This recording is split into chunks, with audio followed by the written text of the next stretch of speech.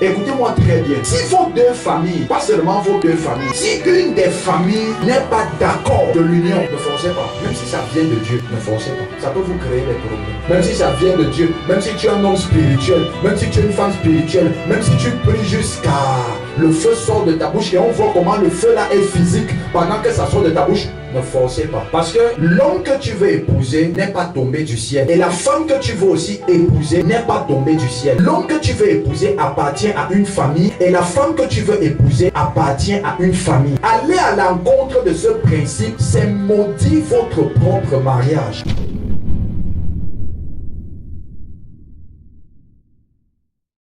Quand nous regardons nos grands-parents, ce sont des personnes qui n'ont pas connu le Seigneur. Ce sont des personnes qui partaient à l'église, qui étaient des personnes religieuses, appelez ça comme vous voulez, qui ne parlaient pas en langue comme toi et moi on est en train de parler en langue là, qui ne pratiquaient pas, qui n'avaient pas la fougue, la haine que toi et moi on a aujourd'hui pour les choses du Seigneur. Et quand tu vas entrer dans leur parcours marital et qu'on va estimer leur parcours marital en année, tu vas entendre 40 ans de mariage, tu vas entendre 45 ans de mariage, tu vas entendre 50 ans de mariage. Et pourtant, ils ne prient pas comme tu pries. Ils ne méditent pas la parole de Dieu comme toi tu médites la parole. Et qu'est-ce qui fait donc en sorte que eux, n'étant pas des enfants de Dieu, des personnes nées de nouveau, ils réussissent dans le domaine du mariage? C'est parce qu'au-delà de Dieu, il y a beaucoup d'autres principes à appliquer pour la bonne réussite du mariage. Tout n'est pas que Dieu dans le domaine du mariage. Dieu, c'est la base, lui. Dieu, c'est le commencement, lui. Mais tout n'est pas que Dieu. Et même si c'est Dieu qui t'a donné le mari là ou la femme là, ça ne veut rien dire. Dis à ton voisin, ça ne veut rien dire.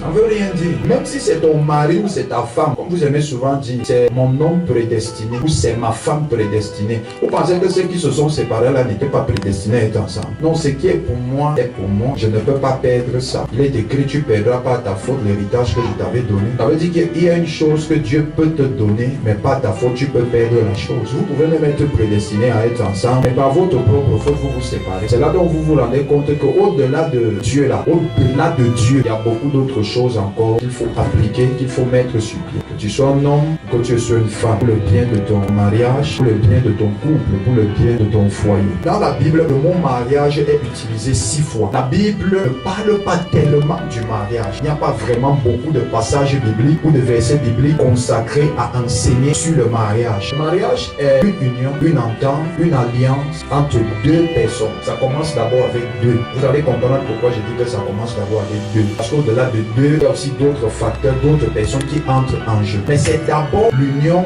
l'entente et l'alliance entre deux personnes. Donc on ne peut pas parler de mariage sans parler d'entente. Ce n'est pas possible. Donc il faut d'abord que les deux personnes soient consentantes dans le choix qu'elles sont en train de vouloir faire. Je reviens donc sur la définition que j'ai eu à donner, selon laquelle le mariage donc consiste à ce qu'il y ait entente entre deux personnes. Et je voudrais préciser deux personnes de sexe différents, pas de même sexe. Donc je précise, deux êtres humains, pas êtres vivants, parce qu'un animal aussi c'est un être vivant. Donc deux êtres humains de sexe différents. Il est question de l'alliance entre un homme et une femme. Et deuxièmement, entente entre les deux familles différentes personnes. Je reprends. Première définition, on parle de l'entente entre les deux personnes. Et deuxièmement, l'entente entre les deux familles. Écoutez-moi très bien. Si vos deux familles, pas seulement vos deux familles, si une des familles n'est pas d'accord de l'union, ne forcez pas. Même si ça vient de Dieu, ne forcez pas. Ça peut vous créer des problèmes.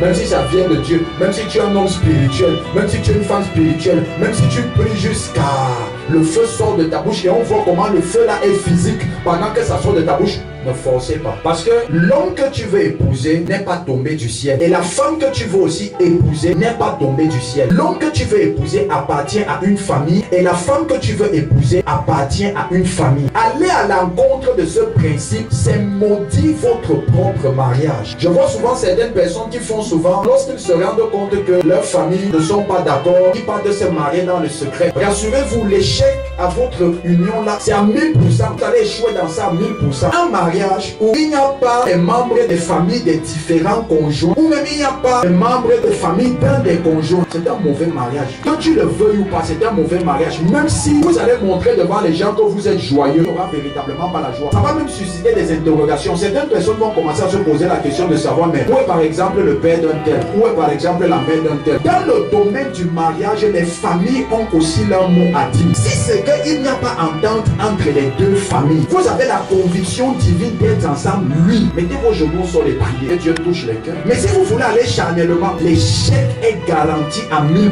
Retenez bien ces deux principes-ci. Le premier principe, c'est l'entente entre les deux personnes. Le deuxième principe, c'est l'entente entre les deux familles.